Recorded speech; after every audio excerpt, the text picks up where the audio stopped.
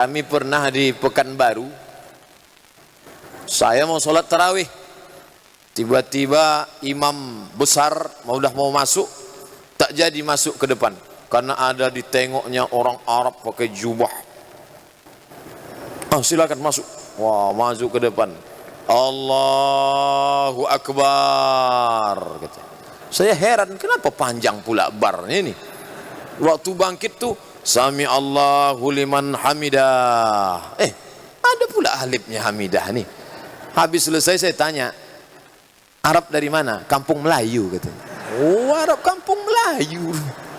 Di sini ndak, langsung Arab asli, pakai shot asli.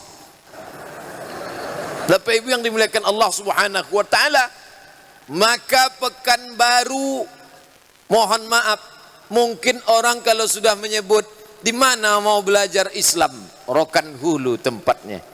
Yang sakit, stres, depresi menengok dunia, dia bisa bersuluk ke Rokan Hulu, negeri 1000 suluk. Begitu datang sehat. Yang gila-gila dengan batu sampai ke sini sembuh, insya Allah. Sudah dizikirkan sama Tuhan. Tadi masuk SMS dari Khalifah Umar, apakah Ananda berceramah malam ko di Masjid Islamik? Iyo, Khalifah tak datang karena kami sedang bersuluk peserta 70 orang. Mohon doa selalu, sama-sama Khalifah mohon doa, mudah-mudahan kita selalu istiqamah. Masya Allah, bukankah zikir itu yang menenangkan hati? Ala bi dzikrillahi tatma'innul qulub. Tenanglah batin. Saya pribadi kalau sudah berzikir di sini, tadi karena mau cepat makan tak ada zikir maghrib. Saya selalu kemari menunggu zikir maghrib itulah. Zikir maghrib itu terasa penuh rasanya, ibarat mengecas baterai. Kalau datang kemari tinggal satu mata, kadang-kadang no signal sama sekali. Begitu dibawa berzikir la ilaha illallah, la ilaha illallah, maka terasa apa nih orang Rokan Hulu nih berzikir kuat-kuat. Berzikir itu kan disuruh pelan-pelan. Dalam Quran dikatakan wadhkur rabbaka fi nafsika, sebutlah Tuhanmu senyap-senyap dalam dirimu. Kenapa orang Rokan Hulu berzikir kuat-kuat? Dalam Quran dikatakan wadhkur rabbaka fi nafsika, sebutlah Tuhanmu dalam dirimu, diam-diam, tak berbunyi, tak bersuara. Bertentangan zikir jahar itu dengan ayat Quran. Apa jawaban Imam Jalaluddin Abdurrahman As-Suyuti rahimahullah dalam kitab Natijatul Fikri fil Jahri Bidzikri? Natijatul Fikri fil Jahri Bidzikri. Apa kata dia di situ? Ayat tentang wazkur rabbaka fi nafsika, ayat itu berlaku untuk Nabi Muhammad. Makna ayat itu, hai Muhammad sallallahu alaihi wasallam, kalau engkau berzikir di Makkah, ayat itu turun di Makkah, kalau engkau berzikir di Makkah jangan kuat-kuat. Nanti kalau kau berzikir kuat-kuat, datang Abu Jahal, Abu Lahab, Abu Sufyan mencekik engkau. Itu tak, maka tak boleh. Tadi waktu kita berzikir kuat, apa datang Abu Jahal mencekik kita kemari? Kan tidak. Nanti kalau ada di dekat masjid Bapak Ibu melarang zikir kuat-kuat, itu Abu Jahal, Abu Lahab. Lalu apa kata Syekh Abdul Wahab Asy-Sya'rani rahimahullah? Kata Syekh Abdul Wahab Asy-Sya'rani dikutip oleh Syekh Yusuf dari Damaskus. Judul kitabnya Al-Mawsu'ah Al-Yusufiyah fi Adillatis Sufiyah. Al-Mawsu'ah Al-Yusufiyah fi Adillatis Sufiyah. Ensiklopedia yang disusun oleh Syekh Yusuf tentang dalil-dalil ulama tasawuf. Apa kata dia? Zikir kuat itu untuk mengusir jin hantu setan.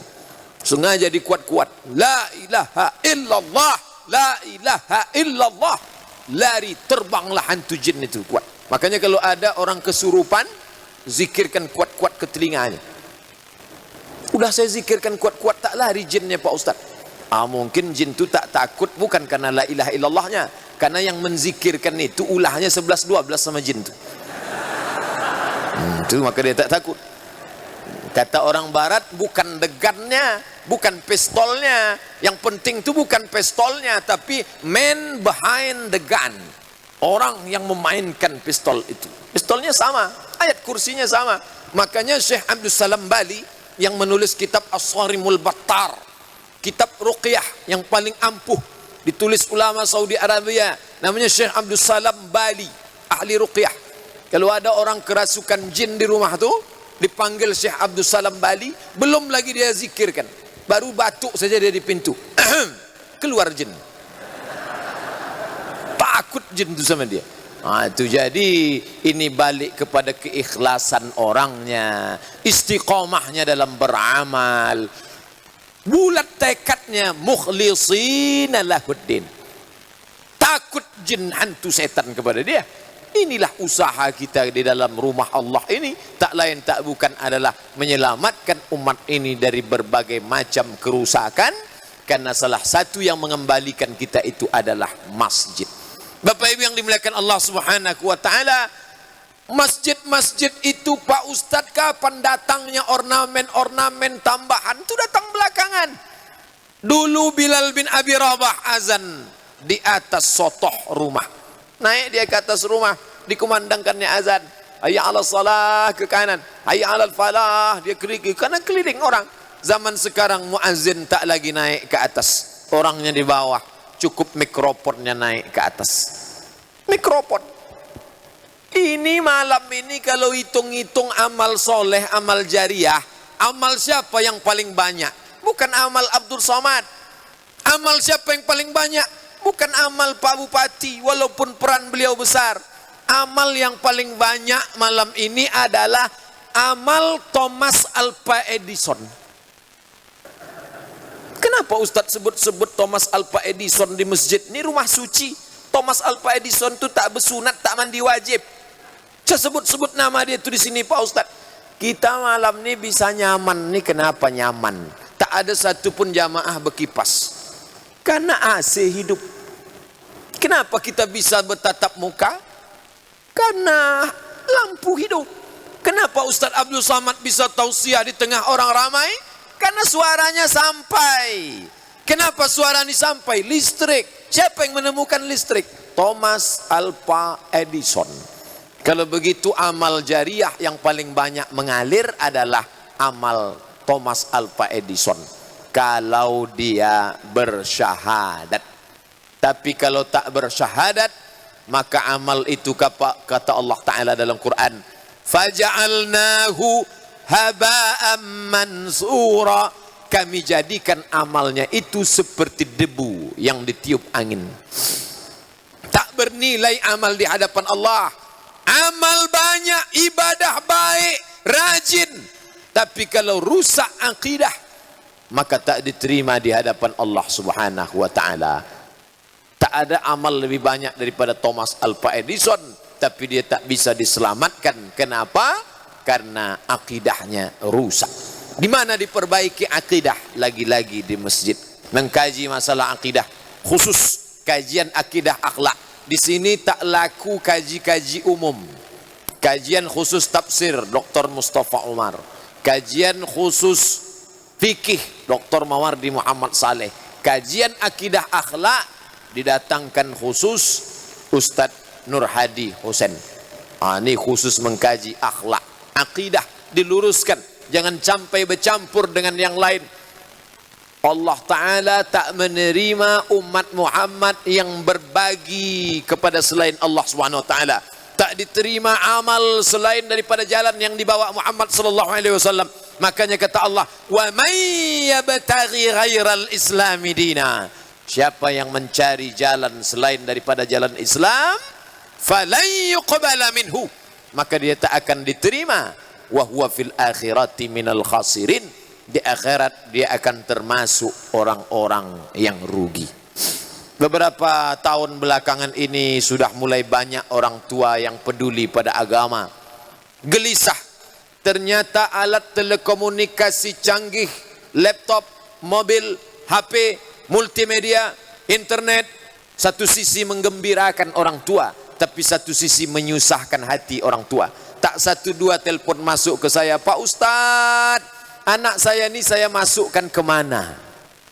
Pak Ustadz, anak saya ini kalau di rumah tak baca Quran, bagaimana memasukkan Quran itu ke kepalanya Pak Ustadz? Anak saya ini tak bisa bahasa Arab, Bagaimana supaya dia paham isi hadis kitab fikih itu? Ke depan kita berharap ketika menyebut Inggris, orang ingat kampung Inggris di Pare. Pare itu kampung Bapak Ibu, bukan kota metropolitan. Pare. Tapi semua orang mau sekolah ke Inggris, mau TOEFL-nya tinggi, TOEFL, Test of English Foreign Language, skornya 550. Saya Pak Ustadz mau ke Pare dulu. Ngapain? Mau memperdalam bahasa Inggris. Ke depan kita berharap, anak saya nih Pak Ustadz mau hafal Quran. Kemana kamu kirim? Ke Pasir Pengarayan. Anak saya nih Pak Ustadz mau paham bahasa Arab. Kemana dikirim? Ke Pasir Pengarayan. Anak saya nih Pak Ustadz mau dapat ketenangan batin karena banyak berzikir. Kemana dikirim? Ke Pasir Pengarayan. Oh payah ke sana lalu lintas. Airportnya sudah ada, pesawatnya siap. Maka tak ada halangan untuk menjadi tempat kedatangan orang. Segala macam ada. Wisata air panas ada. Bahkan sebagian tadi saya dapat kabar ibu-ibu dari BKMT sudah ke sana. Bapak-bapak yang sampai sore penasaran, besok bisa juga mandi ke sana. Masya Allah. Apa maknanya? Orang datang menjadikan masjid sebagai tujuan wisata religi. Kering jiwanya, sibuk dengan kantor, kertas, buku, laporan, hitungan, akuntansi, laptop, komputer, kering. Dibasahinya dengan tur Sabtu Ahad, mungkin diprogram dari mulai Ahad, dari Jumat, Sabtu, Ahad, wisata religi. Bayangkan 12 kabupaten kota seprovinsi Riau, belum lagi Sumatera Barat, Sumatera Utara, tempat yang sangat strategis. Dunia global orang akan mencari. Orang Singapura, orang yang ada di Mesir sekalipun akan tahu informasi kita. Dari mana dia tahu? Dia akan buka website internet. Dia ketik www, dia ketik www, dia tengok di situ Islamic Center Pasir Pengarayan Rokan Hulu dengan berbagai macam aktivitasnya. Dia klik, dia menemukan, dia cari, dia penasaran, dia ketemu, dia sampaikan ke orang lain menjadi iklan gratis. Tujuannya cuma satu. Ayyahdiyallahu bika rajulan wahidan. Satu orang dapat hidayah karena engkau, khairum min humurin ni'am. Lebih baik daripada kau memiliki seekor unta yang merah. Bapak Ibu yang dimuliakan Allah, sesuai janji saya menyampaikan tausiah sampai pukul 9.30 karena kita akan siap-siap nanti jam 1.30 kita akan hadir lagi kemari mendengarkan bacaan zikir, mengikuti tausiah renungan tadabbur Al-Quran. Kita pula akan tahajud dan witir, maka kita perlu persiapan. Tapi apakah ada tanya jawab atau tidak, saya akan kembalikan kepada protokol. Terima kasih. Wassalamualaikum warahmatullahi wabarakatuh.